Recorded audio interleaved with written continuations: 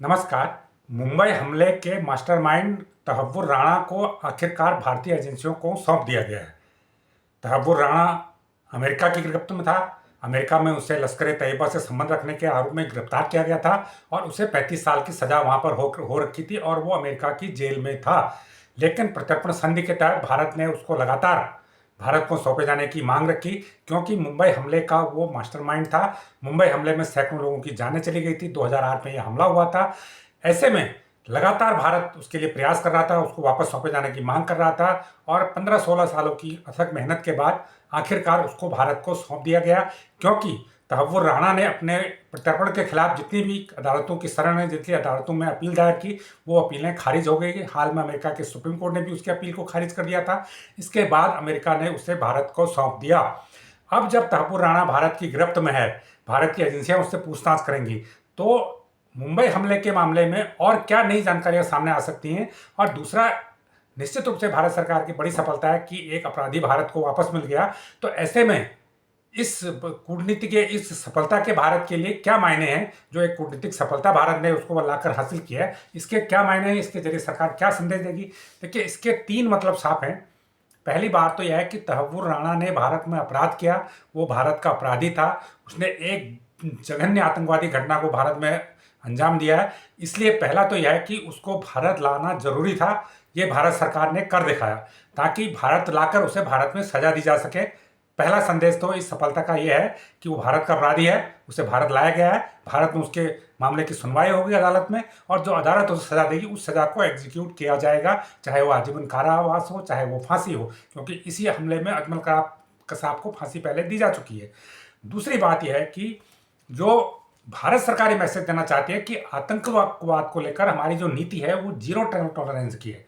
अगर कोई व्यक्ति भारत में आतंकवाद फैलाएगा तो वो दुनिया के किसी भी कोने में छुप कर बैठ जाए, और कितनी भी कानूनी पेचीदगियां वहाँ भले ही हों, लेकिन उसको छोड़ा नहीं जाएगा।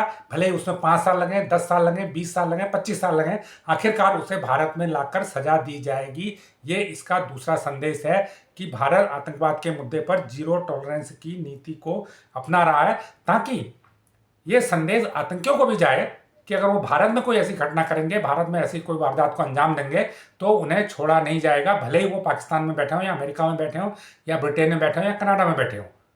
अभी भी इस हमले के कुछ आरोपी पाकिस्तान में बैठे हैं, लेकिन वो भी बच नहीं पाएंगे, या उनको प्रत्यर्पण के जरिए लाया जाएगा, नहीं तो कभी पाकिस्तान में जाके उनको उड़ा दिया जाएगा।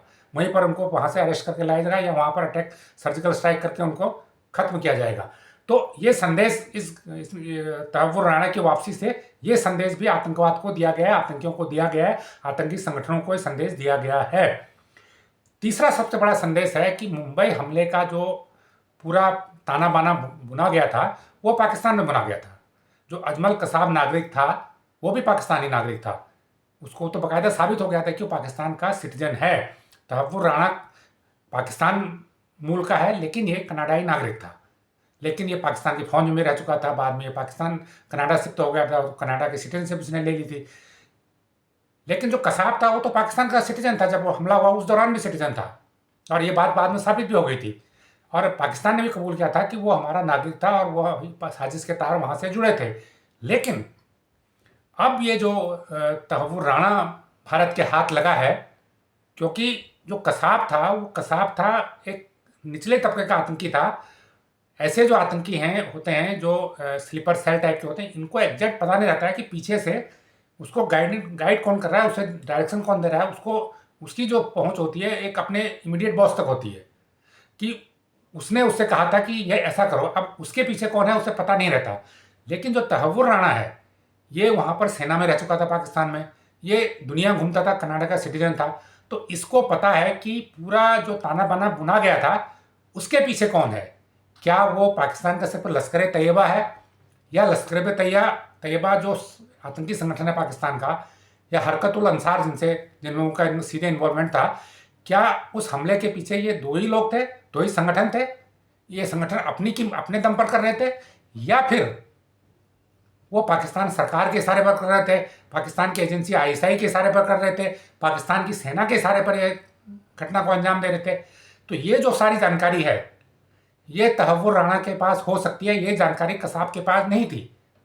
क्योंकि कसाब सिर्फ एक घटना को एग्जीक्यूट करने वाला आतंकी था, लेकिन ये पूरी प्लानिंग करने वाला आतंकी था। तो इससे जब हमारी एजेंसियां पूछताछ करेंगी, जब एनआईए सीबीआई पूछताछ करेंगी, तो इससे ये पता चलेगा कि मुंबई हमले में क्या सिर्फ लश्कर ए तैयबा या हरकतुल अंसार की अपनी प्लानिंग थी, या वो पाकिस्तान की सरकार के, पाकिस्तान की सेना के, या पाकिस्तान की खुफिया एजेंसी आईएसआई के इशारे पर काम कर रहे थे।